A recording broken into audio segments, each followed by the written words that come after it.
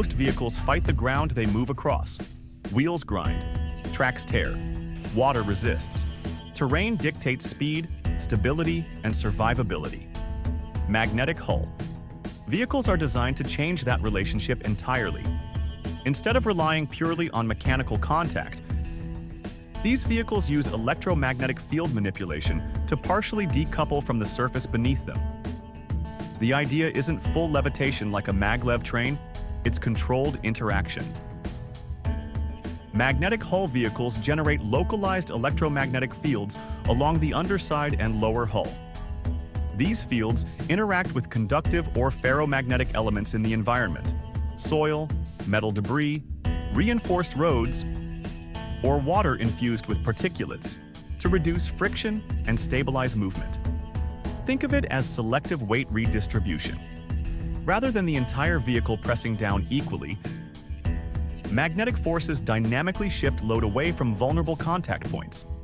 That reduces drag, improves efficiency, and allows smoother movement over uneven or unstable ground. This has major implications for mobility. On soft terrain like sand, mud, or snow, vehicles normally bog down as traction fails.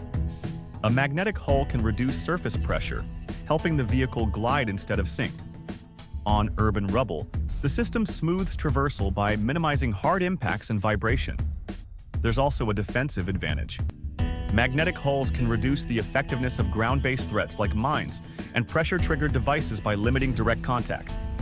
In naval or amphibious designs, similar principles can improve stability in rough water and reduce acoustic signatures. Control is the key challenge. Electromagnetic systems must constantly adjust field strength based on speed, terrain composition, and vehicle load. Too much force wastes energy. Too little offers no benefit.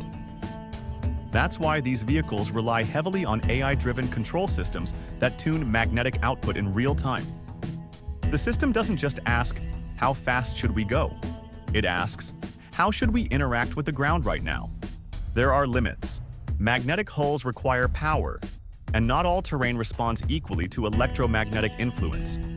Rocky environments with low conductivity reduce effectiveness.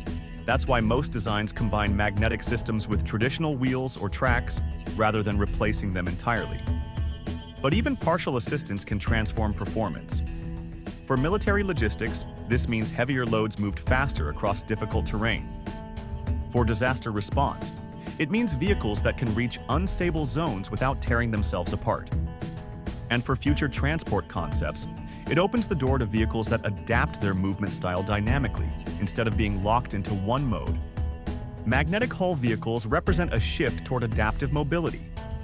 Instead of building vehicles for one surface, engineers are designing systems that negotiate with the environment in real time. The ground stops being an obstacle. It becomes part of the system.